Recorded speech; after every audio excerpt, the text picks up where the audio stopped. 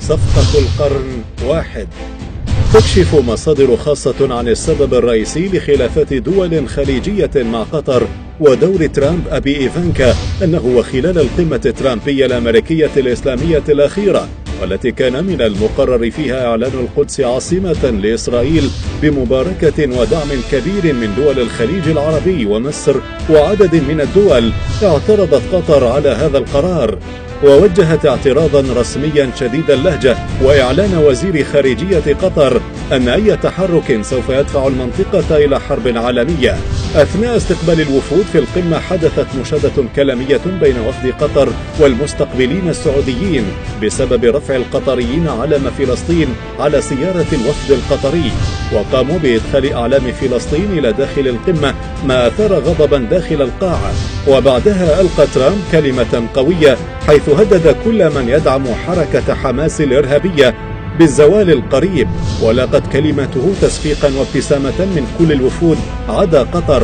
وبعد انتهاء القمة طلبت السعودية من قطر مغادرة أراضيها فورا. وبعد وصول الوفد القطري إلى الدوحة تسلمت الخارجية القطرية رسالة من الديوان الملكي السعودي، حيث ذكر في الرسالة: إما تختار قطر دعم الإرهاب المتمثل بدعم المقاومة الفلسطينية وعلى رأسها حماس الإرهابية، أو التوقيع على مخرجات القمة الأمريكية الإسلامية. أما ما اتفق عليه بالقمة نقاط كثيرة، لكن ما أثار الوفد القطري هو اعتبار حماس حركة إرهابية ونقل سفارة أمريكا إلى القدس. بدورها رفضت قطر التوقيع على نتائج القمة، وردت قطر برسالة إلى الديوان الملكي السعودي أهم ما جاء فيها: لن نبيع مبادئنا ولو مسحت قطر من الخريطة. سندعم حماس والمقاومة الفلسطينية حتى ينال الشعب الفلسطيني كامل حقوقه. سندفع الرواتب لقطاع غزة المحاصر.